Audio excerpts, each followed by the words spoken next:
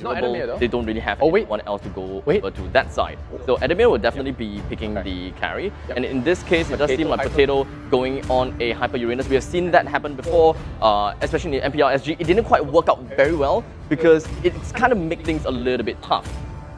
Yeah, Adamir going for the carry. I've said many times, I think carry is going to be a great counter to tank like Yuzhong. You know, the Dragon's always scary, but if you just hold your ground and hit him with the max hit point passive, you can take him out while mid-flight, you know, so I think it's going to be a good threat. I like how we're just putting that in for the Grand Finals now. Versus.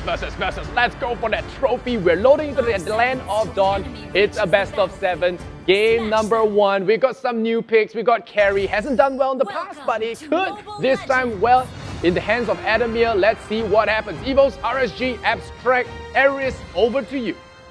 All right, ladies and gentlemen, welcome to the Grand Finals Best of 5 match number 1. So best of 7. Wow, it's an upgrade. Number 1. We're no longer playing we got an upgrade here. So things are the tank protects the goal lane. In this case, for EVOS will be to protect the carry, and the Uranus is kind of just there to soak the pressure from RSG members. And now, we are going to be moving on into the game by itself as we look at Potato, the jungler, finding himself having a little bit of a problem by Baby Kicks as he rushes him right into his face, literally so close to kissing him, and to the point that he actually did, bringing Potato down for the first time for this match, giving RSG the first blood. Yeah, very aggressive positioning, and remember the stats, 19 first blood, now make that 20. And one of them being EVOS top lane. Wow, a lot of pressure for RSG. With Adamir trying to get himself right back, the Shah Residue did manage to stack up right on top of carry, so unfortunately he would not be able to play in this fight that much. He's currently kind of out of commission, but Longsi, Jason as 505, they managed to put themselves up in the front lines a little bit and force a kind of false positive fight between themselves and EVOS. Yeah, EVOS here trying to make the most out of the place after giving away the first blood. You could see RSG immediately turning their attention down onto the bot lane. I think Gear most likely should be able to survive this one. But look at that, look at the aggression that RSG is putting out. Immediately after getting the first blood, knowing that there is no Uranus, they cut the top wave, now they apply pressure to the bottom. This is what they want. They want LY4 to quickly clear up the jungle as fast as you can, take objectives, and then be able to snowball on that Nathan. We're looking at RSG being the sledgehammer, and they would really want to break off the wall that EVOS is currently building up for themselves, considering the fact that Potato is a jungler, he's a tanky frontline. And not to forget, we also have JPL, who initiates and is also pretty tanky by himself as a conventional tank. So RSG's early game aggression will be able to help them spiral out of control a little bit more so than EVOS is able to, and hopefully with that momentum and that snowball, it will bring that brick wall down. Yeah, it's going to be very vital here for JPL on this Kufa to be able to stop RSG members from diving onto the backline. You can see Lozy here. He's already setting up the rolling unit. He's using his box shots just so well, and he's cutting right in between of them. Lozy, he tries to get himself right back with not a lot of help to work with, but one that doesn't have help is going to be Adamir, taken down by the hands of RSG. Sayla moves in, brings Lozy down. Unfortunately, the Boxer would not be able to be that much of a nuisance with the Tortoise's Persons as RSG had managed to claim a 1-for-1 against each other, tallying the score out, but it's a little bit more advantageous over to RSG. Yeah, Lozy just prioritizing creating havoc onto the backline of EVOS. We talked about that. Lozy needs to open the map for RSG. He's been one of those tanks that's been playing very aggressively in Season 2, and that's where he comes in as such a disturbing player to play against. He's just there. Game going underway. Just to refresh your memory, RSG did manage to get the first blood. They got a Q onto Adam's carry as well, which is always nice to have. And for the side of EVOS, they're currently lacking in terms of the way they would hope that the early game went for, you know, Uranus being taken off the board. But they're still keeping up in terms of farm, not too much between them, only 1k. It is 2-1 at this point in time.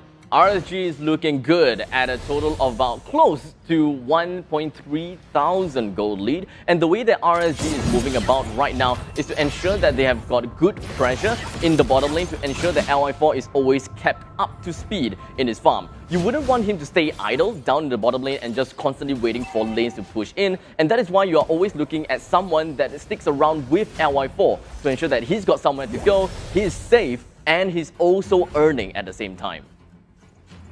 Team fight could break out here really soon. Lozy starts off by sticking down there. I don't think we might see any kills here because both teams would love to play conservatively. Oh, but look at that, Ruby! Ooh, with Lawsy currently with half HP, they're just going to be focusing down on gear while Jason flies right in with the Black Dragon form. We also are going to be looking at a really nice turret rage, slamming everyone else into the wall. Left with 4 members coming from the side of EVOS, and Gear has now already lost his life. JPL with a low amount of HP. Potato! Right Flickers. Potato has indeed consecration. Potato gets a step away, no problems whatsoever. But EVOS though, they did manage to bring 2% down for themselves and tally the points, their damage output over time. And that is where they're able to drag on fights a little bit longer to benefit Adamir's exponential increase in terms of damage. Yeah, that and the fact that Uranus has a ton of damage, just not that bursty. Remember, he's got the Ionic Edge, so if he can stick on top of your MM, he still can put out per se.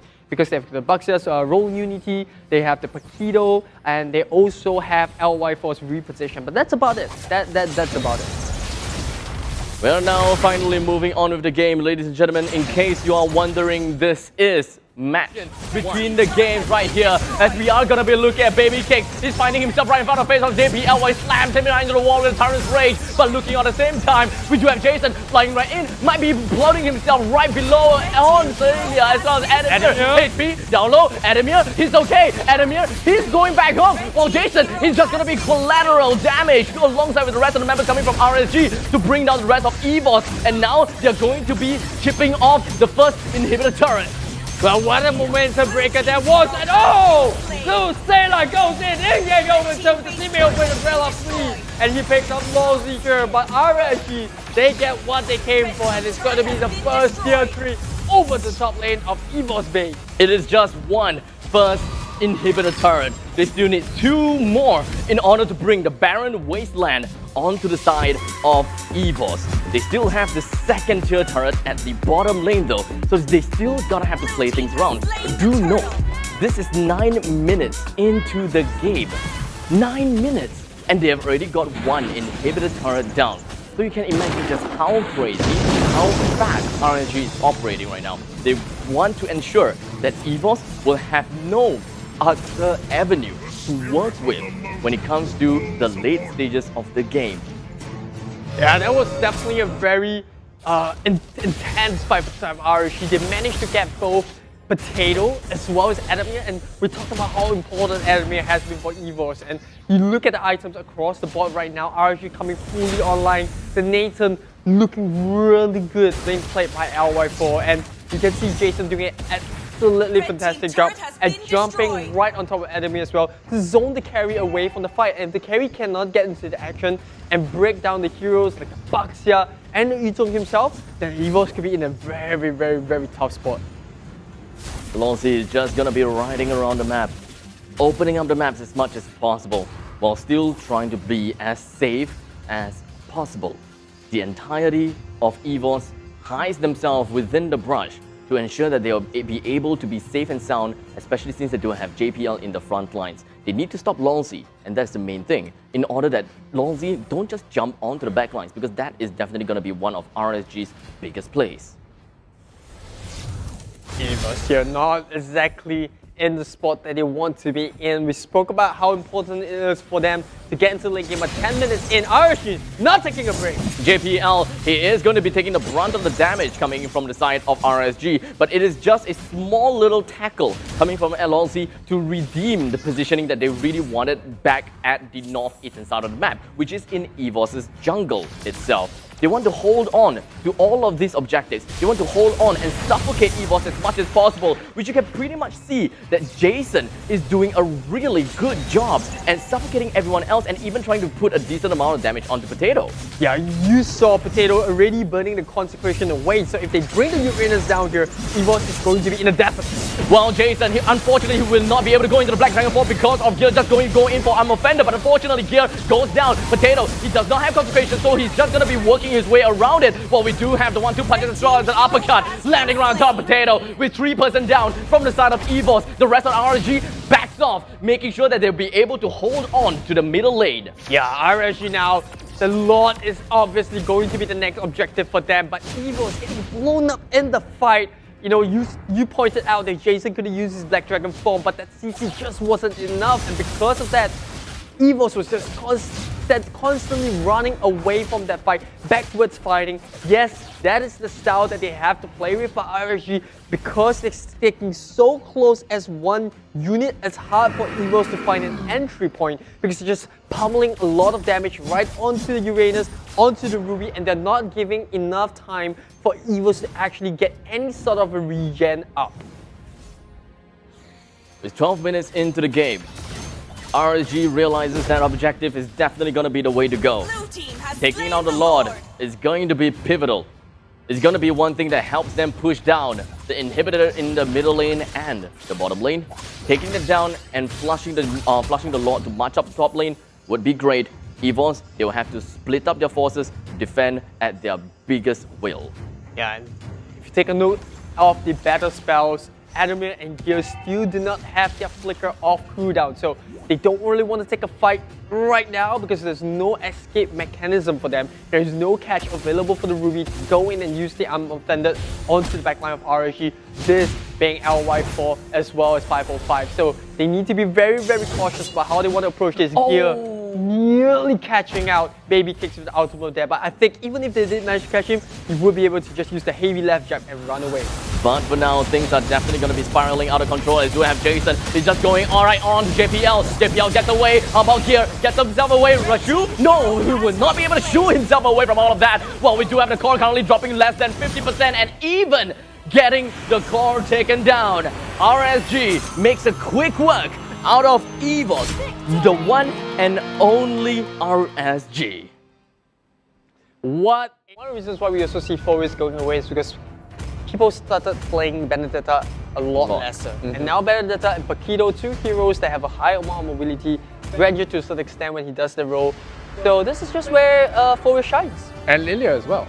So there is going to be a lot of targets for Phoebus to just, smash, full smash. And it's going to be, well, we'll see if that's going to be the tech they need to beat RSG. I think, I like the drop. I think Yuzong was going to make life hell. I think the front line for EVOS is much better this time. And I think they will have the damage to support it.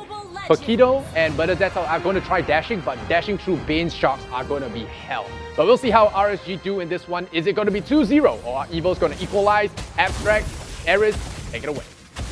Alright, ladies and gentlemen, we do have RSG that is going to be starting off on the blue side at the bottom left, while EVOS starting up at the top right hand side. It does seem like RSG does seem to have a little bit of a greedy lineup to a certain extent, whereby they just want to put out damage all across the board, and I believe that that might be the MO that they are looking out for and play safe for now. Yeah, moving back to what we talked about game one, it's all about making sure that LY4 RSG stays safe. He nearly gets in a tough spot, but Lozi is there as to take Camilla to just kind of keep them alive. Well, interestingly enough, I think EVOS here, they definitely do have a better game in some sense. Potato now doesn't necessarily need to stand the front line. He can still act as a definitely a more comfortable carry in the sense that he's not that squishy as compared to playing a conventional marksman. Well, when it comes to the sidelines, it kind of seems as though they are all relatively balanced to a certain extent.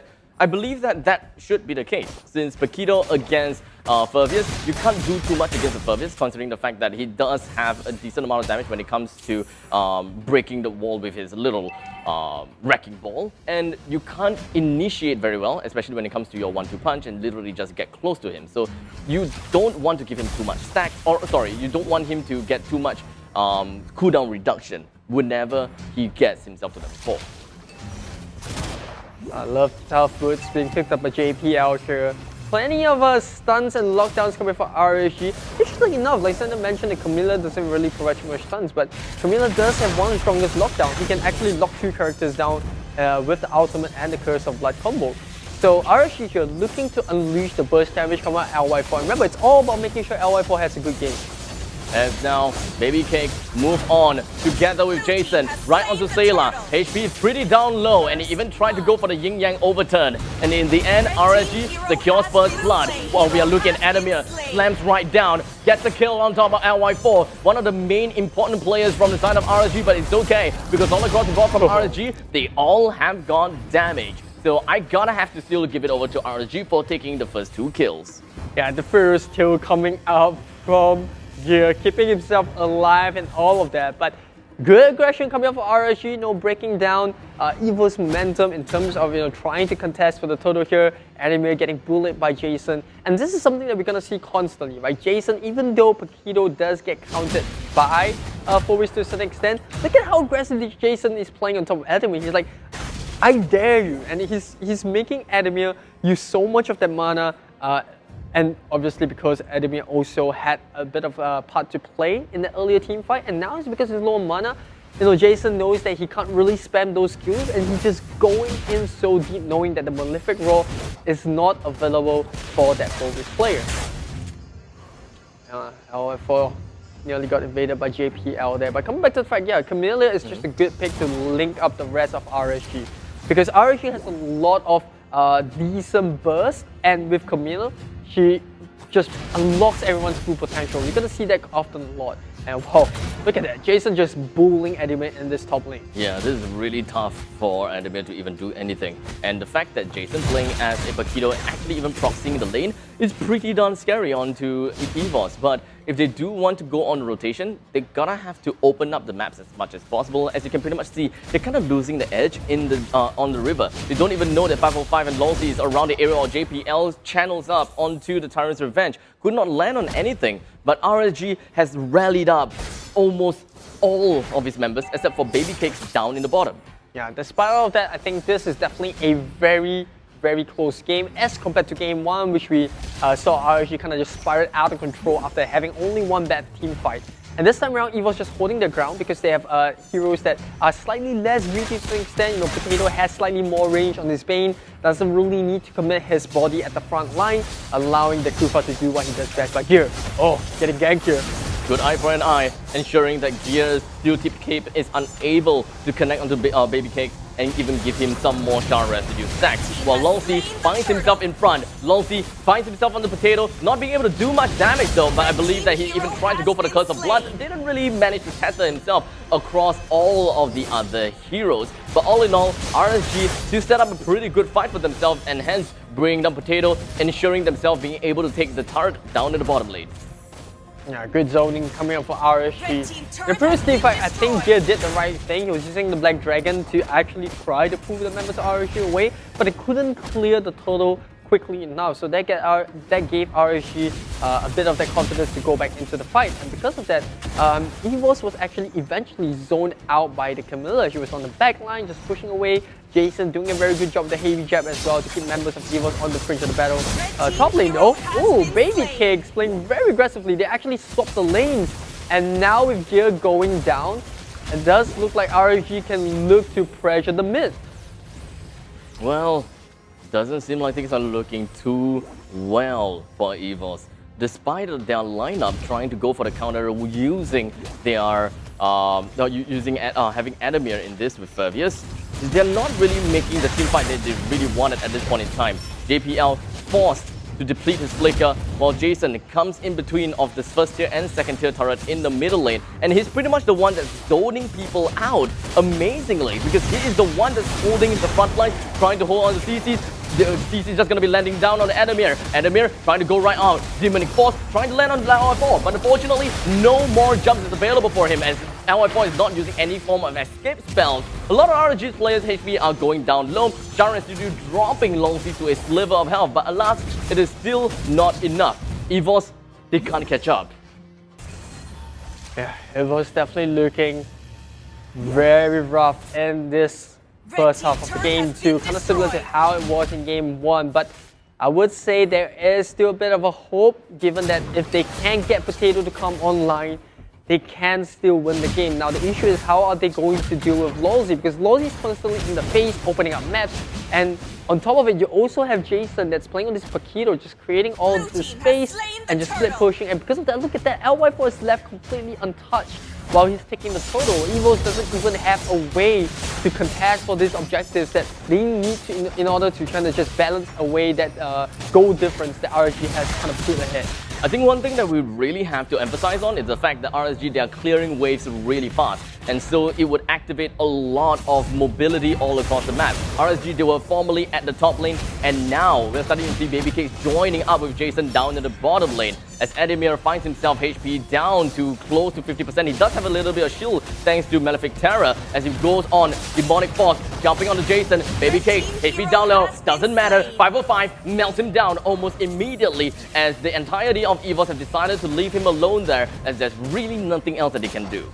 Yeah, I go back to the fact EVOS are just struggling going up against this Camilla. Remember, while Edemir was trying to do as much as he can to buy time and hopefully try to bring some down for RSG, EVOS had no reply. They couldn't even kill the Camilla. She was under pressure. Lawsy was just standing in their faces, and this just cuts off EVOS when someone on their team gets caught. And in that particular situation, it was actually Adam. Now, imagine the situation where Sailor or Potato was in that spot. That could mean very, very bad results for EVOS because none of their cores are coming online. They have no response to this Camilla pick. They're struggling in trying to find team fights that are favorable to them. And even now still, they're winning in individual battles where RSG is just pressure. Look at Jason. Here can't even reach that tier 2. He has to forfeit that outer turret.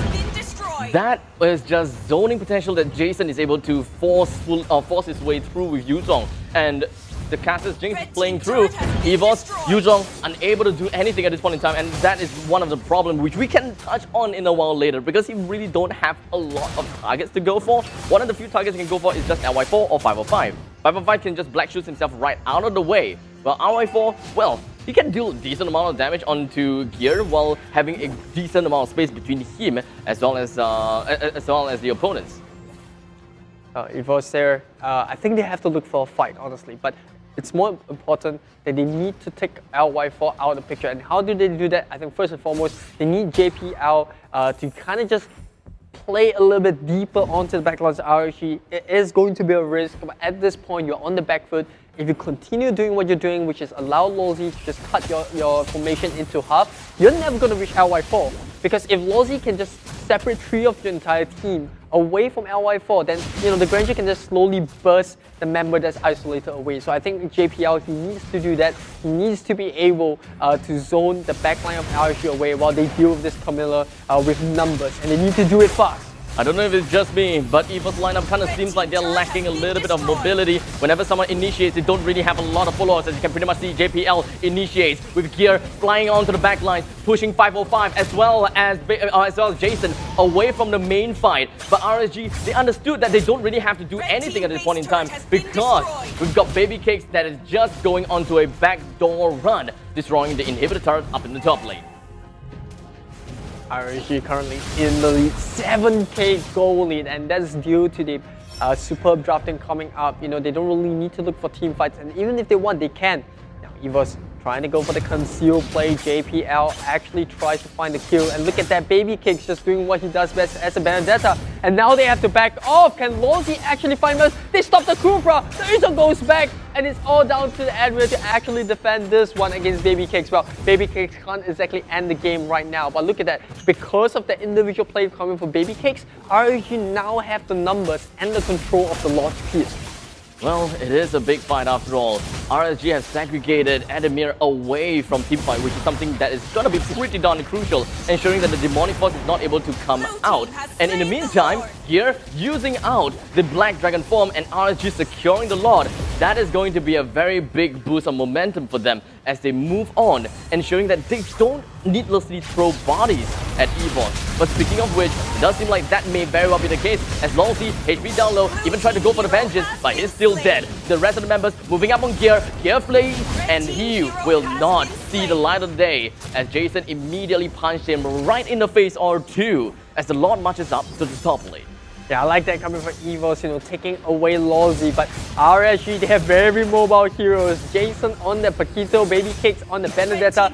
When you have a bit of a divided attention on EVOS, focusing on different carries, they can hurt you. They have a lot of assassins, a lot of burst damage that can hunt your backline. A lot of mechanics being played out from RSG. They are syncing up the waves from top, middle, and bottom lane.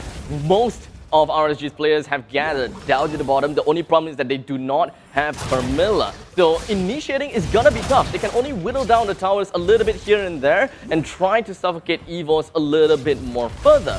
Because one thing for sure, as I've said before, EVOS have got great initiation ability coming in from the side of JPL or even Gear, but follow-ups may be a bit tough. Wow, look at LY4. He's been protected a lot, and now he's going to start building into the endless battle.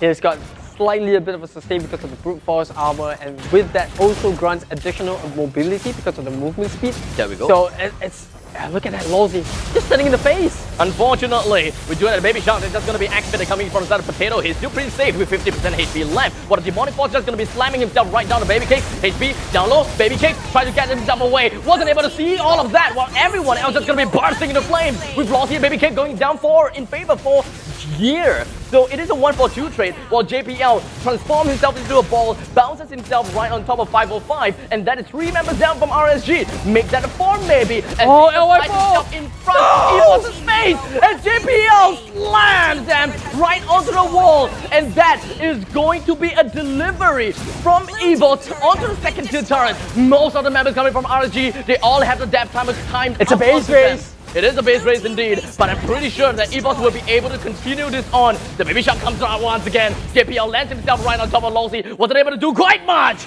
but the core, in the end, still goes down after one great push, one amazing fight.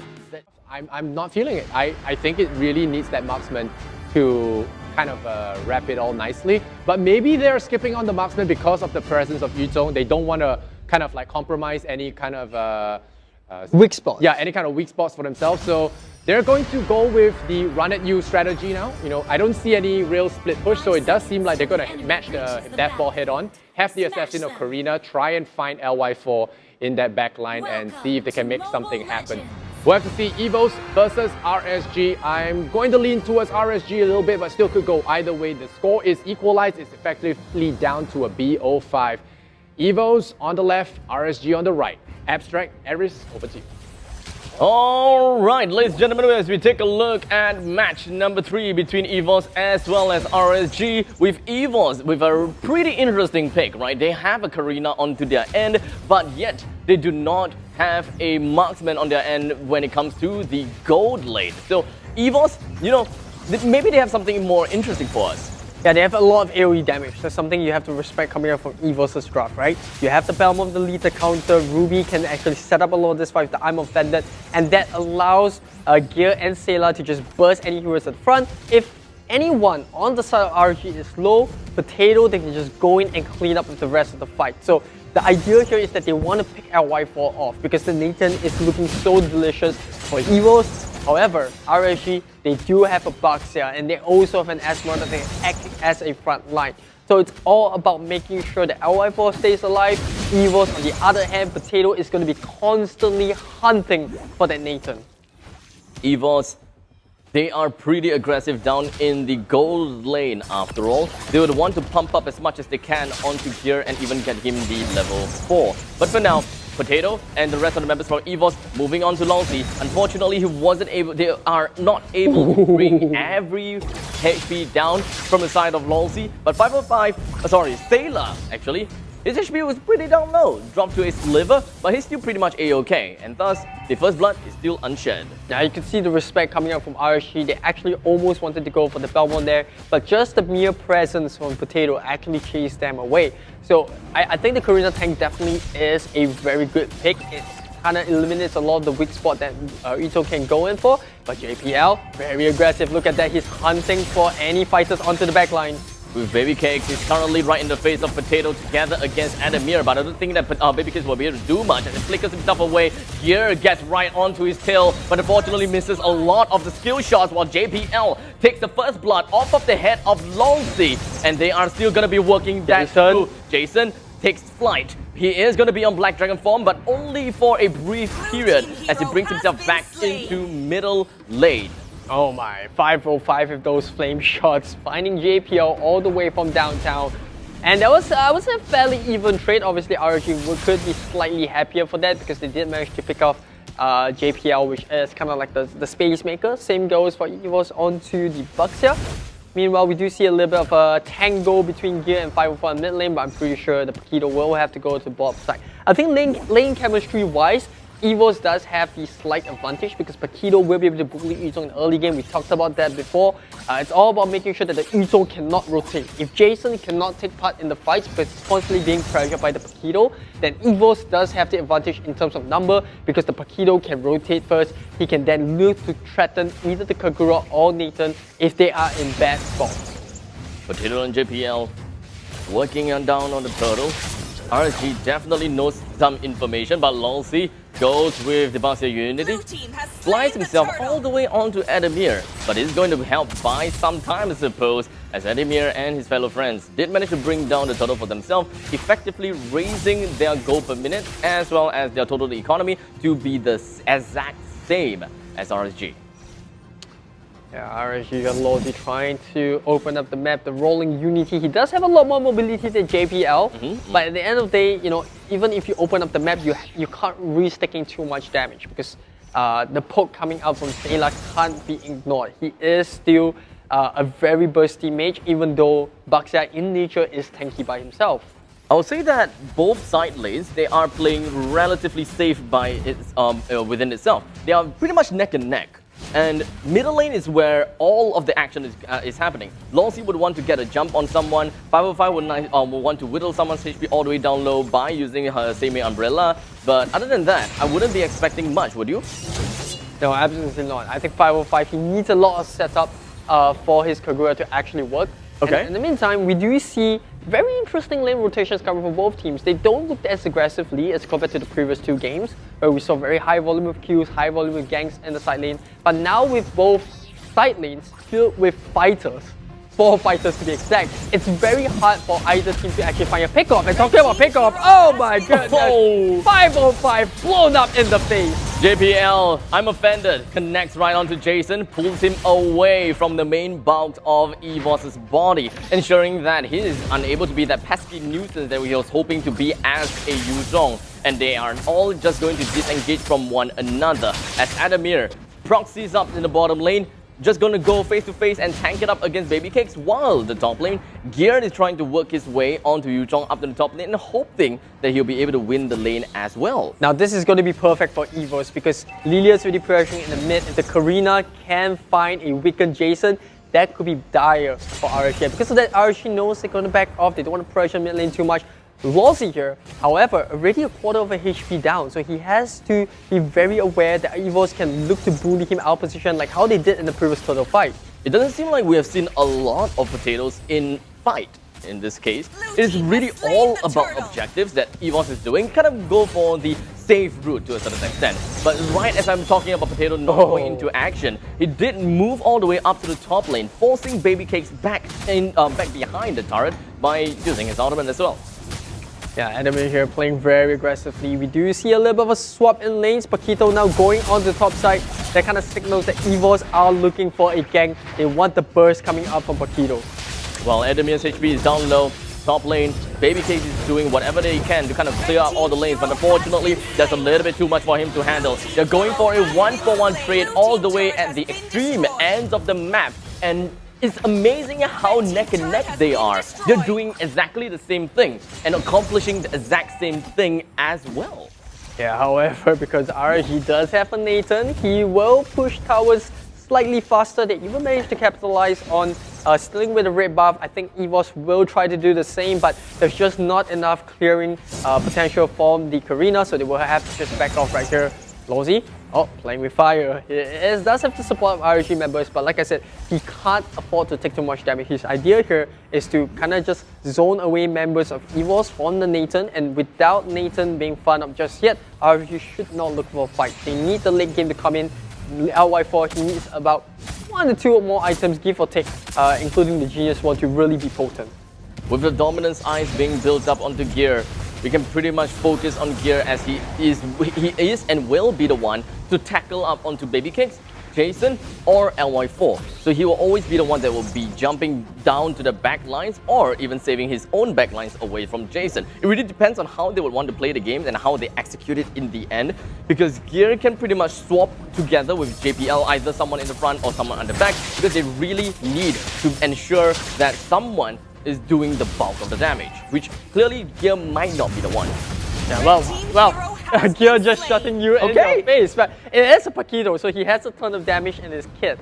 And I think obviously Jason kind of overestimating his survivability as well. LY4 comes in, Lawsy making sure that his carry stays safe. This is going to be a scenario that we see time and time again. Lawsy's main job to keep LY4 alive. Meanwhile, Edamir is he's doing a fantastic job at the bottom lane because there is no heroes on the side of RSG can exactly blow him up except for the Kagura, who's constantly getting zoned out in the middle because of the fantastic rotation coming from Sayla and JPL to keep that Kagura in the mid. To be honest, I'm rather surprised with EVOS' lineup that they are not as aggressive as I was expecting to be. Because with a Karina jungle building up onto the tank items, you can pretty much expect that Karina will always be the one that's pretty bold and would want to get himself into the opponent's face in order to force them into a fight, while the rest of his fellow crew members just brings down the world of pain onto RSG. But it doesn't seem like we are looking at that. Yeah, it could also be that EVO's playstyle is to be a little bit more passively. That's how they used to play in the past. I think we are seeing remnants of that. You know, they like to play slow, slowly farm up, try to snowball with the net worth. And we have seen that coming into this game. Yes, they haven't been playing the most aggressively, but because of certain few skirmishes which they've been able to capitalize on the burst damage from Karina, they are just trying to snowball and they are already starting to make work on tier 2 at the bottom lane, while RSG only managed to secure the first tier at top. And right as you're talking about RSG taking a turret, they are going to be working onto the turret up to the top lane, while Gear does very fast to hold his line as JPL cuts in between, trying to go for I'm offended plus a flicker, but unfortunately wasn't able to successfully chain it all together. He only managed to flicker right after the end of the animation, and that is really unfortunate because it's not able to pull them all under the turret's nose. While Potato and Sayla, it kind of seems like they are in position to come in and cut the escape and the retreat mechanism of RSG, but it doesn't seem like they would want to put out too much effort for it. EVO's just getting so much more value out of the rotations, right? We talked about it. They managed to get the tier 2 at the bottom lane. RSG struggling to even break it. They nearly got it there, but good play coming out from Gear to actually push the waves out of the turret's range and getting JPL to also assist. That could have been really bad for RSG if JPL actually managed to pull off the flicker into the I'm offended combo, because then you got LY4 that is underneath the tier 2 of EVO side, and that, you know, if Nathan actually goes down, who is essentially the core hyper carry for RSG, then EVOS can look to, you know, take more objectives out of there by going either into the mid or even settling for the Lord. Since we're talking about core DPS to a certain extent, EVOS doesn't seem to have the marksman, which we have talked about it before. Gear is the one that deals a lot of damage in the early game, but how is he going to how is he going to fare in the late stages? Who is going to be the one that deals the bulk of damage from EVOS? Well, precisely like we saw in the bot lane. Yes, they don't have the marksman, but it's all about bursting down the squishy heroes of RSG. Yes, Esmeralda is not the squishiest hero, but she is by herself, and you know, we can definitely tell that Karina does have enough burst at this point.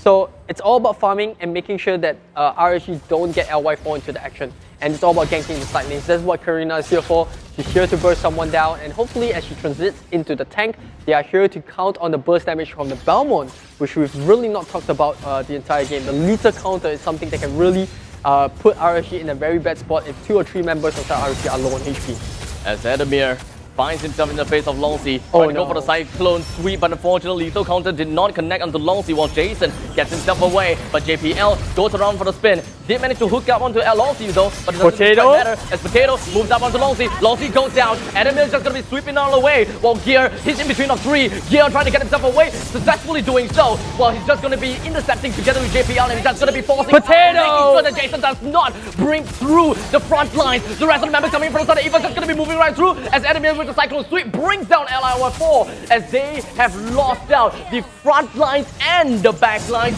Right as Aris talked about, that is the power of Edamir, that is the power of Bowman. Who cares anything about marksmen? That is what we want from EVOS. They juggled that damage output coming from LY4 perfectly, making sure that they swap the front lines of EVOS in and out, and they could only do so because they also have the Belmont, and the Karina is also playing as a tank.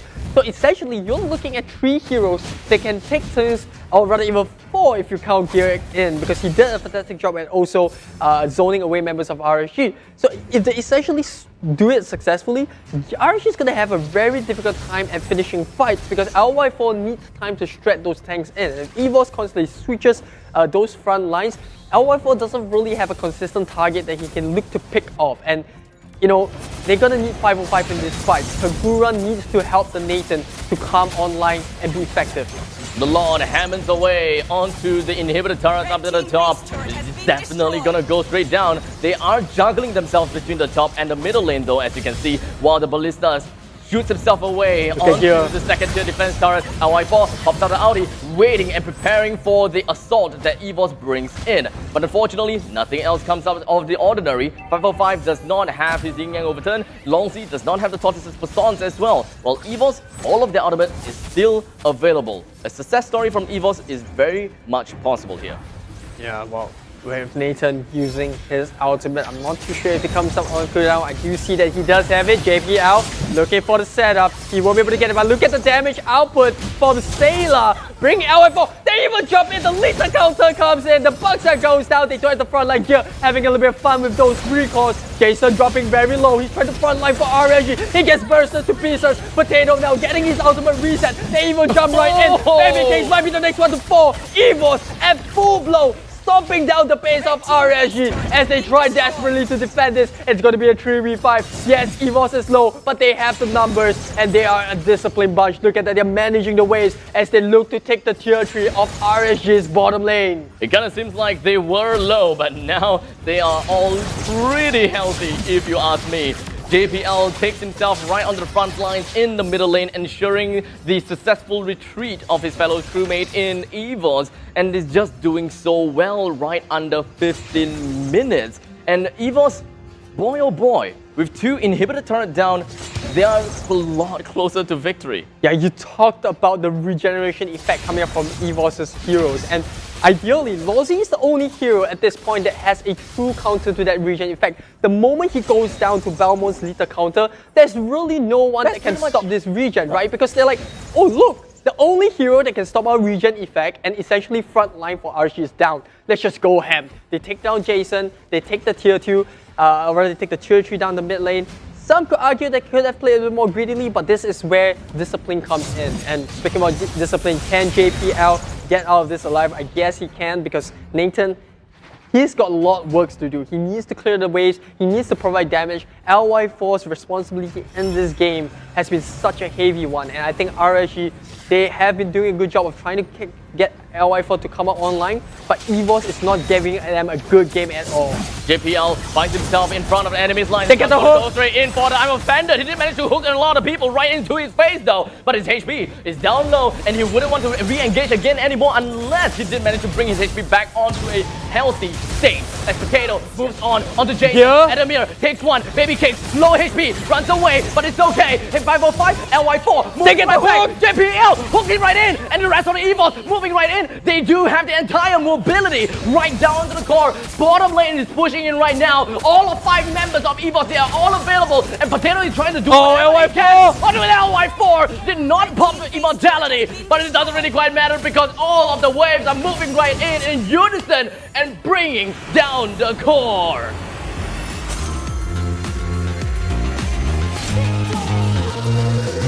EVOS SG, they make the draft look so simple to execute. No marksman, no allows him to exponentially increase that lifesteal. And he's just going to regen all that poke damage coming up from Sun. So the win condition for both teams are very similar this time around, right? RSG looking to try to get LY4 to farm up and then push the towers, whereas for EVOS, they're looking to burst heroes down. They've got the Eve, they've got the Kufra, they've got the Karina that's going to be acting as a secondary tank. It's all about bursting down members of RSG. The slight caveat here for RSG is that with the Sun, it's not that easy for the Karina to find an open target. Well, with that all said and done, ladies and gentlemen, let's go on into the land of dawn. As RSG is going to be placing themselves in the bottom left-hand corner, while EVOS putting themselves at the top right-hand corner. And we should be expecting the same thing all the time between these two. That thing too out of the ordinary. And the Benedetta will be the one that heads himself down to the bottom lane against Bournemouth. Now, RSG sure they will definitely want to apply pressure into the mid, bully the EVOS. She is still weak before that level 4 mark. Meanwhile, EVOS doing the same old thing. All they have to do is just play, passively, getting JPL to scout those bushes out, making sure that Lawsy doesn't use the charge to actually put someone onto the backline out of position. And yeah, it's going to be a very passive early game. You don't see any heroes here that can potentially, get an early first blood unless the only one lane that I see that happening would be the top, where Paquito is against Yutong. Both heroes kind of decent against one another, but Paquito definitely a lot more burstier in the opening stages of this game.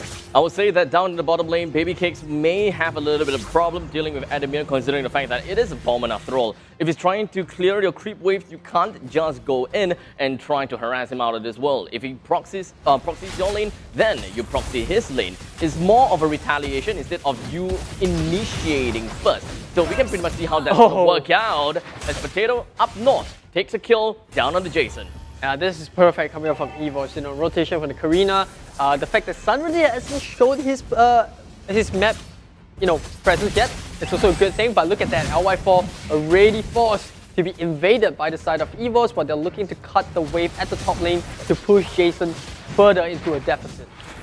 LY4 is holding his ground, ensuring that he will still be able to hold down to the control around the map, or rather inside of his own jungle, because that is literally the only few places that they can farm. In the early stages of the game, he doesn't really have a lot of opportunities to take up fights. He doesn't have very good stuns or damage. He can, after all, be a nuisance, and that's pretty much it.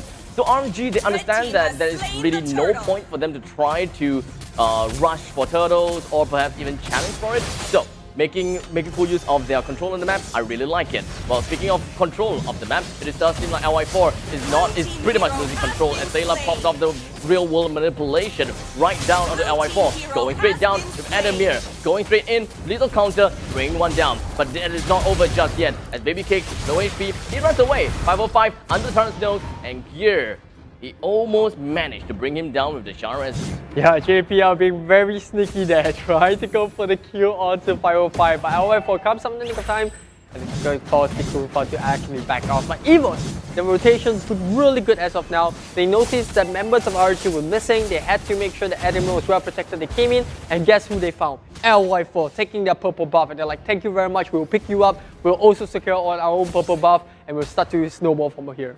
Well, it doesn't seem like this round is going in favor for RSG just yet, to be honest. But for now, EVOS, they are holding on to close to a 2,000 gold lead. And as you have said before, in this game for RSG, they are just looking forward to have LY4 bump up his damage and bump up his item build, while Baby Cakes and Jason holds on to the early stages of the game together with 505, and Lawsy being the main person to open up the map as well as, well, start up fights. And Lawsy is just, he is having a tough time trying to catch up to the members of EVOS. Right. But for one, I think they've done a good job at, limiting the Eve's impact other than the gang. Oh, but look at it, the implosion! Implosion lands on the 2. Sayla comes in from behind, does have a real world manipulation, but here he is going to be getting himself into the flash. Oh, JBL! Also going to be looking at the lethal counter, just going to be dropping himself right down on RSG. The entirety of EVOS has managed to succumb on top of RSG and collapsing themselves right onto the first tier defense turret up in the top lane. And RSG literally have no answer despite a 2-man implosion made down by Lawsy. Yeah, the key member that RSG did not manage to catch was Sayla on the Eve.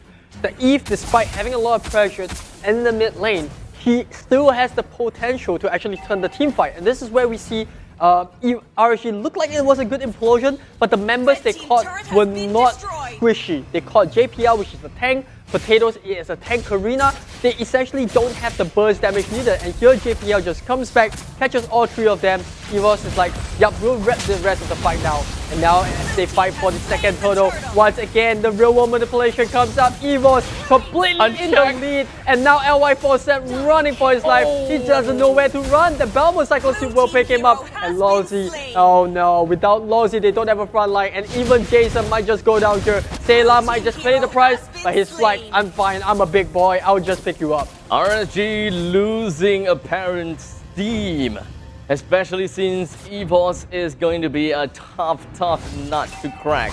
Personally, as someone who plays Benedetta as well as Paquito, well, it does seem to be a little bit tough when dealing with a Bowman. So Bowman doing a really good job, but I gotta have to give it over to Potato as well, that's playing as a Karina. You can see that he plays a really good point in this fight. His HP was pretty down low, but in the end, he still went back in and ensured that he will be able to cover up and kill Lawsy, even a double on the 505. Yeah, once again, Sayla completely untouched. As long as the Eve is not disrupted, look at that! Sayla is completely safe, and because of that, RSG, even if they pick JPL off, they can't seem to finish the fight. Now, without the real world manipulation, things looking a little bit more brighter for RSG, but here, still on the chase, still looking to bully the Benedetta out of the lane. Meanwhile, the rest of EVOS members in the mini skirmishes of their own, Potato dropping very low, but there is Adamir who's there to back him up.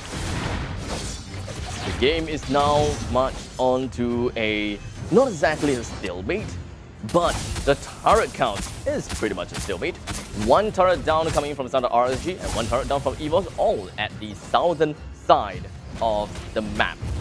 Yeah, Potato just managed to pick up his Thunderbelt, and you know that was a very key item for the Karina to actually come up online. And look at that, you know, RSG just struggling to even cut any waves. Well, unfortunately, LY4 had to use up his ultimate a little bit too early, but it doesn't seem like it is going to be the one thing that helps them initiate. Adamir is pretty much pesky, but once LY4 successfully gets his item up, I don't think that Adamir would be able to catch up with the damage per second that LY4 is able to push up. So EVOS is technically on a timer. They still gonna have to work out onto their engagement in the early games. They still have to hold it out for the mid stages of the game, as now it's 7 minutes and 15. This is the point in time where most heroes here have gotten themselves at least 2 items. But down in the bottom lane, Adamir spinning away. Sayla totally unchecked. Or not! This time, Jason has finally found himself right behind of the lines and making sure that Sayla's real world manipulation is not going to do quite well. But Lawsy goes in for the implosion. They did manage to hold one person down, at least coming in from Adamir, but it doesn't really quite matter for him because Lawsy still goes down to the hands of Adamir with a total of a double kill. Adamir is a beast. This Belmont is absolutely unkillable. 1v4, not a problem for him. Because of the Festival of Blood, he's constantly keeping that HP up alive. He's got the Bloodlust X, and they have absolutely no answer there. Look at that! The eye for an eye from Baby Cakes was just perfect. And that is the kind of thing that we would want to see more from RSG. Yeah, EVOS a little bit too greedy there from JPL. I gotta admit, cutting between the tier 1 and tier 2, and I think he just underestimated the damage ability coming out from Jason. Is that what we really want to see coming from Sana RSG though? Lawsy holding on to their own, defending the second tier defense turret up in the top lane, while the Lord is slowly pending its return. Or not really return, but its presence onto the land of Dawn. 50 seconds left. RSG, they are down by roughly 4,000 gold. And 4,000 gold is a lot, by the way, guys. LY4 has yet to get himself a single kill with 4 deaths to his name. He finally picked up himself a War Axe, and I would believe that that is probably his 3rd item in here. Probably a corrosive size, as well as a War Axe in there. So LY4 maybe will be able to have a nice little power spike right as the Lord comes out. It was now complete dominance over the map. RSG trying to find anything that they can get out of EVOS, but the discipline play, look at how far Sayla is staying away from Lawsy, and if they cannot catch Sayla, they cannot win this team fight because Sayla is just providing so much sustain to the rest of the team, you know, making sure that they're slowing down members of RSG, making sure that he's hitting the members of RSG, and more importantly, when Sun goes into his clone form, you know, Sayla doesn't care, he's just gonna hit OE, and look at the burst damage. Potato instantly burning 505 to the ground, and without the Lilia, I don't think RSG can contest for this lot. EVOS have complete control over the lot kit. Look, Adamir's home turf is literally in lanes. in order for RSG to be able to bring Adamir down is to make sure that he's not in lanes and he does not have access to creeps, because every creep kill gives him a percentage of health back. And not to forget, he is 4 kills in. He does have Festival of Blood, so that is going to be a significant amount of HP per second that he receives every time he lands onto his Cyclone creep. RSG though is tough, man. Yeah, it's definitely a rough game. If you're an RSG fan, you're looking at this, you're wondering what the team is doing wrong. And I would say RSG isn't really doing anything wrong. I feel like they're making their game a little bit harder because of the draft. You look at the lane matchups here. Every single member of EVOS is tanky to a certain extent because the Karina is also building the tank. The only hero that's squishy is Sayla, and Sayla's standing all the way at the back. And if RSG cannot reach her, they have no open target they can actually get any kills on. And this is proving to be a problem. Because of that, EVOS can just pick and choose who they want to kill, slowly stretch through and slowly regen. One thing I'm also surprised is the fact that RSG mostly are melee heroes. So if they would want to go in for a fight, it is going to be very committal onto EVOS. And once they commit into it, they don't really have any skills to be able to catch up onto Sayla, and that's why most of the time, Sayla is always left unchecked because RSG, they initiate it. They don't have any mobility skills to catch up onto Sayla, and that is just one of the downtime from RSG. So they gotta have to be a little bit more persistent, they gotta have to be less trigger happy, and telegraph fights, ensure that they know where Sayla is at all times. Yeah, Sun trying his best, LY4 trying to split push as much as possible, but EVOS are not biting. They're making use of this slot to take the tier 2s at the top and the middle lane. And it looks like they eventually will have to back off here as Sun doesn't really have any more objectives to push. So EVOS will just go back and defend. But good point that you made, right? All the middle lane heroes, the Sava RG, just suffering because of the lack of entry point. They're counting a lot on Lozi to use the flicker and the implosion to catch out this Sayla. But if Sayla's just, being very consistently staying far away from the fight, then it's very tough because they don't have anyone that can jump on, they don't have anyone that can immediately burst. And look at that JPL. Even if it's the 4 members of RSG on top of it, he can just walk out scot-free. Completely unscathed. EVOS, they do have a lot of items onto their name. Potato has just picked up with an immortality, and that is going to enable him to be a lot more aggressive into his fights. As he moves down to the bottom lane down south, I'm pretty sure that he would want to be a lot more aggressive and just kind of be in your face onto the opponent's side. As JPL charges right down, Tyrant's Revenge, but he's going to land on the Lulzy. Sayla working down onto his real world manipulation, but a little bit too early if you ask me. Adamir joins right in, unfortunately being comboed out. Coming in for Jason, a lot of members coming from the side of EVOS as well as RSG. Most of them is just going down straight. Adamir is XP all the way down to a critical amount of health, so he would not be able to continue down with any more fights. While RSG though, 3 men destroyed, and LY4 was nowhere in the fight. Why? He's up in the top lane. Yeah, now they're going to send the belt one after him. He's going to be sticking on top of LY4, making sure that he doesn't go back. Meanwhile, bot lane, 3v1, Baby Cakes trying to desperately defend his tier 3, and eventually he will do the trick. I think JPL, there's no way out for him. Oh, maybe he might! The Tyrant's Revenge actually gets him out just in the nick of time. Baby Cakes with a little bit of a mispositioning allows the tank to get out, but LY4 now, he's cornered, and he will probably go down, but good Wukong stuff coming up. A JPL trying to get the stun in the outside, but to catch him at the choke point. Do they have what it takes to get the kill? The little counter does get the benefit of that, and LY4 is still alive, but the rest of EVOS, they have no business doing here. They want it back right off, and they will be able to do so after picking up Baby Cakes. 4:19, 13 minutes and 35 seconds into the game already. And RSG is on a back foot. They're back against the wall. They have all the inhibitor turrets is still intact, don't mind me. But it is not an easy base to defend. And even if they do want to go for a counter attack, EVOS still have 2 turrets in the middle lane that is still up and standing. Thus, going for a GG push down in the middle lane is not going to be that easy after all. With the Lord, sure, they can bring it down, they can tally things out. But contesting for this Lord is not going to be an easy job considering the fact that they are close to 5,000 gold deficit. Yeah, RSG now resorting to split pushing with the Sun to try to make space for the rest of the team while hoping that Jason as well as Baby Kicks can make the plays in the team fight, and as well as 505 to provide the burst damage. But EVOS, they are a tanky bunch. And like you said, melee heroes against, the Sayla who's on the Eve, as long as she keeps herself in a safe position, she's not threatened at all. In the meantime, they also have Balmond, which is played by Ademir. He's super tanky at this point. He's well fed, 4, 0, and 6. He's got the Festival of Blood on steroids. And look at that, 505 forced to already pop out the black little shoes. And because of that, when the next team fight occurs, if 505 gets caught, that is going to be a bulk of RSG's burst damage down the drain. It kind of seems as though the game is relatively easy for EVOS to a certain extent, but I believe that one thing that is the most toughest for them to deal with is the Roach that will always be able to slither his way, or rather crawl his way, to one side of the base. And I would believe that it is because of LY4 that all of the side turrets are all taken down, as Ademir receives a lot of help from all of the illusions, but Jason is not going to let Ademir get away from all of this. But there is creep waves coming in. He did manage to get himself with a little bit of an uppercut, but Sayla comes right in. It is going to be a 1-for-1 trade, and down he goes. But make things even worse, LY4 taken down.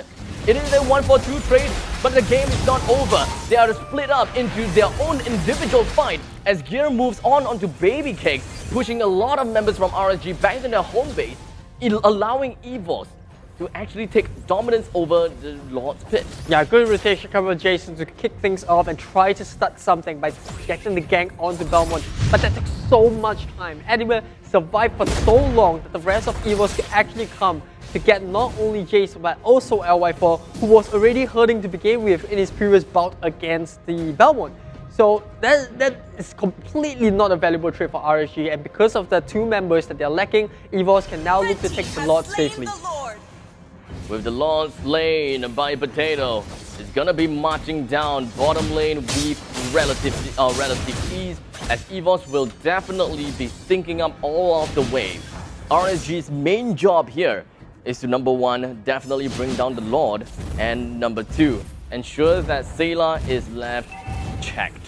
Because EVOS, they will want to bring all of their entire artillery onto Sayla, and he's literally the entire egg in the basket to a certain extent. Well, if you look at the items coming up from the side of RSG, I understand the need for damage, but there is no Necklace of Durance, which means that EVOS, they're not even too afraid of any degeneration coming out from their kit, and because of that, they can stay in the fight as long as they want. And with Sayla also picking up the immortality, it's going to be even harder for RSG to pick this Eve that's going to be all the way at the back to begin with. Now Baby Kicks trying to cut the wave.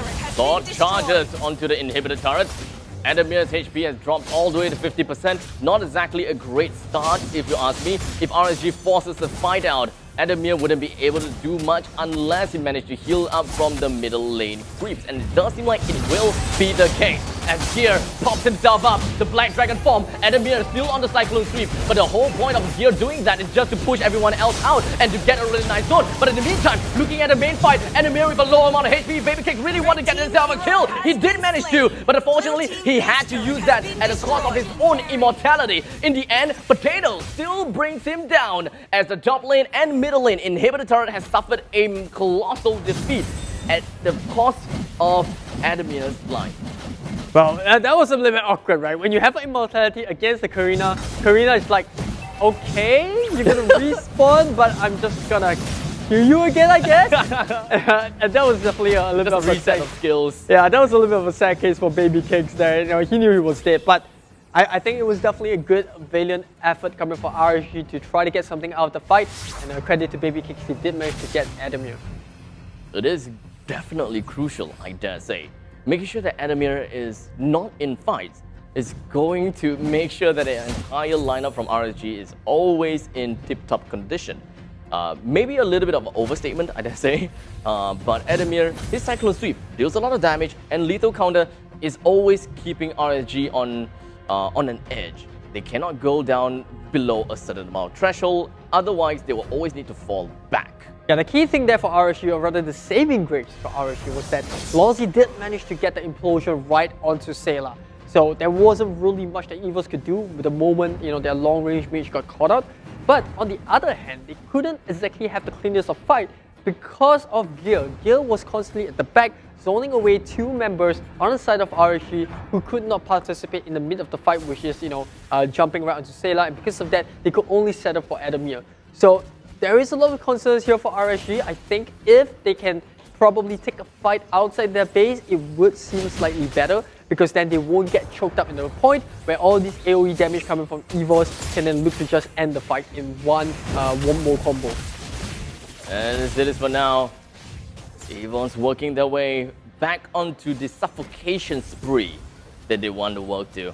I gotta have to say though, EVOS is doing really well in holding down their first tier defense turret in the middle lane. With 25 seconds left onto the clock, onto the Lord, while LY4 is all the way down to the bottom. He should be safe and sound back with his creep though, as we do have Jason as well as 505. They're right around the vicinity. I would say that LY4 maybe is a small little bait wiggling its food in front of something or someone. EVOS is not taking the bait though. Yeah, JPL actually spotted the rotation of RSG members from the middle to the bot, and I think Potato and as well as Adamir actually did realize that, you know what, we're in trouble, we will have to back off. He's just holding himself inside of the opponent's jungle. I don't think that anyone from RSG knows just yet. So we do have Potato moving himself onto Longsi. 505 real close to hitting onto Beer, and there it is. Their eyes meet and pushes at 505 all the way back with only half HP left, forcing a reset. It would have been a great start for EVOS to get a fight with someone, but it does seem like it is going to be the other way around. And LY4 moves himself onto Adamir, drops his HP down to half HP in just mere matter of seconds. So honestly, let's not count LY4 out just yet. He is still in the game. Yeah, one cannot ignore the damage output coming from the Sun. He's absolutely full build now. He can still hurt the Belmont if the Belmont doesn't have any creeps to regen form with his passive. So Adamir still has to be a bit cautious about how he wants to approach fighting up against LY4 in a 1v1 fashion. Now for EVOS, look at that, they're trying to constantly open up the map, give vision to the rest of the team, give information as to how RSG wants to contest for this slot. And both teams just coming up to a standstill. Jason once again tries to go in for Adamir. But it doesn't seem to matter, as Adamir finally makes a retreat down into his own turret. But LY4's illusions are hacking painful, so you definitely have to give some respect over to that. The fights are mostly broken up into 3 different parts: one body, one hand, and Deja one vu. leg. Oh no. Oh no. It kind of seems like the things are going to happen exactly the same way we have seen before. Jason went straight in for the uppercut. Unfortunately, he did manage to get himself right out of Sayla's range though, but he would not be able to go in to check him out and try to force him right out as LY4 goes down from the lethal counter. In the meantime, implosion lands on the 3, but 505, where's the damage? Doesn't really matter. He did manage to pop the immortality right onto the side of JPL. In the end, it was still a fruitful push from the side of RSG. It was still a pretty decent getaway, as they lost LY4 and Longsi only, not the entire team. Exactly the same scenario as to what happened last time, but this time around RSG don't even find anyone from EVOS. So it's going to be a full roster of EVOS SG members onto the lot. RSG have absolutely no way that they can contest for this. They can try, but if they lose any members here, it's pretty much GG, because Lozzy and LY4, they still need 30 seconds to come up. They don't have the retribution. There's really a very near impossible chance, I'd say, that they should even have a chance of succeeding of stealing the lot. I would say that RSG's lineup, they do have a decent amount of creep clear abilities, so they can at least work that for themselves. Gear prematurely activated his Black Dragon form and just going to be working out the fight, but it doesn't seem like it is going to be very premature after all. Sayla finds himself running away by the hands of Baby Cake. He does not have the real world manipulation anymore, but throughout the entire time, EVOS has managed to land the hammer down onto 505 and Jason themselves, putting them on a 60 seconds timer, which is gonna be tough, especially since the Lord is already at its gate and the top lane. Yeah, the fact that even though Adamir is low, but he can regen even here, doing the same thing means that they don't have to go back. They can defeat a lot in this push. And it's going to be 3-4. Abstract, hold on to your seat. I'm holding on. because EVOS bringing down the inhibitor turret in the middle lane is going to be big. And not to forget, the Lord still have quite a lot of health to remaining. MY4 though, he can melt it down extremely fast, but who does he prioritize right now? As the priority is going to put on the Sailor. He's still alive with half HP left, and the rest of the map is coming from the side of EVOS. They are all still pretty unhealthy. Looking at Baby Cake, he is going to go straight down. Immortality pop, he's going to run back. Electro final blow, not going to land on the Lord. And in the end, the core, the crystal, goes down to the hands of EVOS. Adamir, you have the ability to jump to the back line and try to catch Sailor in this Eudora mid. Sailor is going to be MVP this game. I can almost see it happening. This is a perfect setup for Eudora to just blow everyone up. I mean, that's 4 melee heroes. Yeah, but personally, not exactly my favorite mage being picked up by EVOS, to be honest. It kind of seems as though they do have quite a lot of options, but picking up the Eudora, maybe tunnel vision, but you know, still will be able to accomplish quite a lot of things, considering the fact that yes, we've got the instant stun that you've been talking about too. Yeah, and the bouncing of the lightning bolts. And when you are all so close together, you're gonna catch a lot of damage. So we'll have to see, will this Eudora pick in game number 5 be the final nail in the coffin for RSG? They are 1 game away from losing the throne once again to EVOS. Back-to-back championship for Potato and Gang. It could very well end right here. Over to our casters, Abstract, Aries, over to you. Alright, ladies and gentlemen, this may very potentially be the final match between EVOS and RSG here in the grand finals. How is it really gonna be like? As JPL started things off with a great ejector onto Lolzy, pushing RSG onto a more defensive stance because they know how aggressive Lolzy can be, and by being so aggressive at the start, may actually discourage them to do so. Yeah, EVOS here, you know, ideally they want to be able to just use JPL as not only as a front line, but as a form of a catch. And same thing goes for RSG, but look at the lane rotation. Jason playing as a mid Barats. And I have my love and hate for Barats mid. I think it's fine to a certain degree. It does open up the map a little bit more because he then can rotate from lane to lane a little bit easier as compared to being constricted to only one side of the map. I would actually agree to that because I've talked around before that I do not particularly like to see Lunox in the mid-mage because you are required to stay on the lane until you hit level 4. If you are to roam around too early, then you are just slowing down your progress and slowing down your potential. But for now, down to the bottom lane, they went all out on the Baby Cake, almost literally saying that you stole our Bowman, here's what you get. She's getting immediately blown up onto the side, and this has been very, very similar to how EVOS has been playing in game 2, 3, and 4. I bet this time a little bit faster because there are squishier heroes on the side, and this is my concern for the side of RSG, is that the heroes are slightly squishier this time around. The Lunox, yes, it's a bursty hero, she can do much, but that's a pretty good start coming in from RSG. At least taking a kill down on the side of EVOS, while EVOS actually getting the turtle for themselves. JPL activates his force ejector, but not being able to move on to Lolzy nor Jason due to the fact that he knows what might be coming out for him if he were to open up a little bit too aggressively and in some sense greedily. Yeah, EVOS working off that first blood, but RSG does manage to bite back one of their own. I think if you look at the way EVOS loves to play, they like to play the snowballing effect, constantly in dominating control. They don't like to give up the lead, and they have been able to do that to a certain degree. I think for RSG, they need to identify the key targets they need to get down here. One being Jail on this Benedetta. When the Benedetta gets the farm in, she's going to be a nuisance to deal with. That's when they will start to split push. So they need to storm Jail. They need to make sure that she doesn't pop off, especially towards the late game where she will just constantly cut your waves.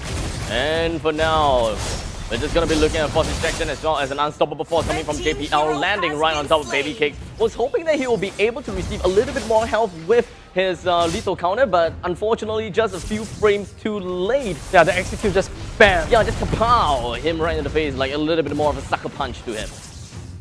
And yeah, it looks like EVOS will eventually get the first tower of the game. And now RSG being on the back foot, that will be a bit worrying because now the Benedetta can look to really roam around the map. And once the Benedetta starts to roam, RSG is constantly going to be a man down in terms of team fight. Adamir taking a lot of damage, finding himself right under the turret's nose, but it's okay because LY4 in the end went for Ogi Shadow kill. Didn't really quite do a lot, to be honest, but in the end he will still go down. I would believe that most damage would probably come from Potato, but I think that they all have really fair share of damage. Yeah, that was actually a really good job by JPL. He was being targeted by Daytona's Welcome, uses the Unstoppable Force, and because of that, it just gets cancelled. The Daytona's Welcome gets cancelled, and that's a big ultimate of RSG. Even still then, even if he did manage to get not cancelled and he did manage to swallow up JPL, it wouldn't be able to kill anyone there because there is the backup of the rest of EVOS to finish up the fight. We will definitely see a lot of that. If Jason continues to use the Detona's Welcome onto JPL, they wouldn't be able to accomplish anything. What's a prime target for Jason to use the Detona's Welcome on? Well, one of them being Sayla. Sayla is a hero that he needs to take out the fight. Once again, similar to how Sayla was playing on the Eve, he's constantly at the back. He's got a good nuke in terms of AoE control on the Eve this time around onto the Eudora. His job is just to blow up either 505 on the Lunox or LY4 on the Hayabusa. And this is very concerning because if they get to snowball out of control, RSG might not even be able to see LY4 pop off. Yes, the Hayabusa is really good late game, but we know that Hayabusa is weak early. And this is what EVOS is capitalizing on. They're capitalizing the LY4 on time, and they're not going to give it over onto their arch nemesis. Having a 3 mage comp from the side of EVOS, not exactly mage, right? It's more accurately to be said that there are 3 heroes from the side of EVOS that deals magical damage. So the chances of RSG members picking up more magical resist is a lot higher, and thus making sure that, in some sense, making Potato, Adamir, and Sayla's damage going down lower than normal, and thus boosting the chances that Gear is able to deal a lot more damage all across the board. Oh. So maybe Gear would be the unsung hero of this game. Yeah, a little bit of a wasted opportunity there for Baby Cake. He nearly got him the lethal counter, just slightly out of range. And look at that, on the other side of the map, they are getting value out of it. They managed to find 505, and I'm pretty sure if Lozi doesn't have the support for RSG very soon, that is going to be a dead Sylvana. With Adamir bringing himself up to the top lane. Unfortunately, Imperial Justice lands on top of Sayla, but he is all alone with no follow-up. Adamir was able to bring him right back to where he came from. After bringing down the first defense turret, they're just going to be moving on to Baby Cakes and bring him down very effectively as Potato takes another one from this cake. Well, EVOS, it feels like you're taking a sweet away, or rather candy away from the kids, because RSG at this point, they feel gassed out. I feel like they've run out of ideas, and EVOS are just relentless. Look at that, they're constantly running at the members of RSG, walking into the jungle now that the tier 1s are down, and they're just using Sayla as this powerhouse nuke to just blow up that front line. We saw Lozi actually try to make a play there, but he's nowhere near tanky enough to actually soak up not only damage from the Eudora, as well as Potato. And don't forget, they also have the execute from Gear when the team fight starts to really get nasty.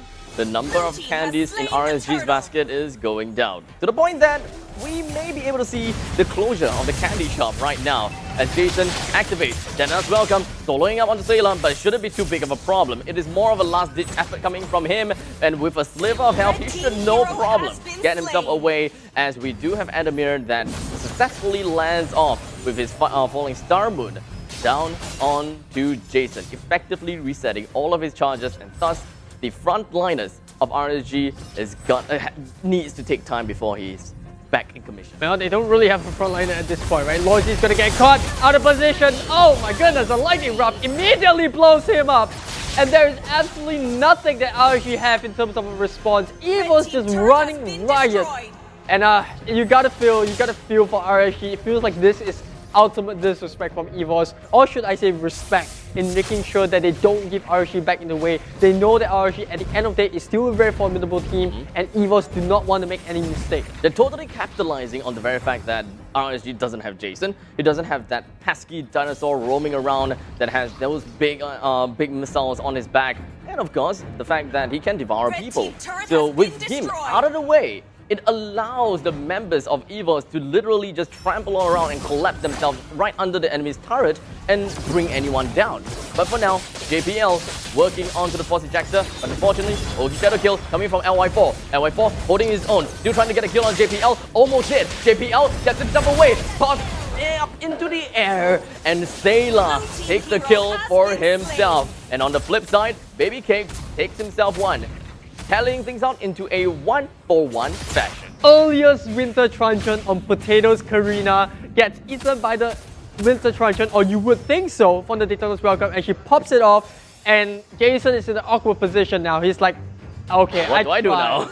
I tried LY4, I tried to help you, but there's absolutely nothing they can do. And I think for RSG, they need to try to find a pick-off as a team. We have been seeing them spread it across the map right now, and they need to try to find a pick-off. Lozzy is constantly at the front line. Even if he catches the target, there's no follow-up. And look at that once again. Lozzy just isolated the rest of the team. Here comes the backup by LY4! In the end, it doesn't seem like things are going to be working out well for RSG though. Even though Lozzy did manage to use his Imperial Justice, no one came in for a follow-up as Adamir moves on next with a falling Star Moon. Jason running back, electric final blow right beneath of him, brings him down. Baby Cake, he is next as Baby Cake is just going to be stunned right down to the ground with a lot of spins that will not help him. And Potato going right out, getting kills after kills. A 5-man wipe from RSG. 10 minutes, 7k goal lead, 16-2. It's as perfect as the game that EVOS can hope as they are on championship point, and now they will even take the lot as RSG cannot even make it close past their jungle. It's match point, ladies and gentlemen, remember that. This best of 7 grand final is about to end. Will it go over to the side of EVOS? Or will RSG cling on to another ray of light? It's gonna be a really tough call because EVOS, they do have the Lord for them. Well, the Thunder's Wrath has been a cheese pick, or rather the Eudora specifically has been a cheese pick for EVOS. But the situation looked right. It looked perfect for RSG right there. Hayabusa, LY4 cut out of nowhere. The Eudora says boom, sends you back to the base, and RSG's efforts are for naught. And now for LY4, how can he help his team? He's not farmed up. RSG doesn't have a tank that's tanky enough to even soak up the damage output from Eudora, and things are definitely looking grim abstract. It's got no damage at all. It doesn't seem like things are working out for RSG as EVOS literally Get the opponent just going to go for a toss onto Lozzy. He's going to be walking away, but the bottom lane inhibitor is going to go straight down while the Lord is still very darn healthy. The rest of EVOS, they're just moving on in. Adamir, half HP, bringing everyone from RSG back inside and close to the core. We've got another one down. 2 men down from the side of RSG. They're moving right on. Electric final blow. Baby Cake spinning around. Jason, slip of health. He gets himself away, or maybe not. He's still around. He spits on fire, but he couldn't do quite much as EVOS moving all around. The core is almost down, and it will go down. Ladies and gentlemen, EVOS actually are your champions of the MPL Singapore Season 2. This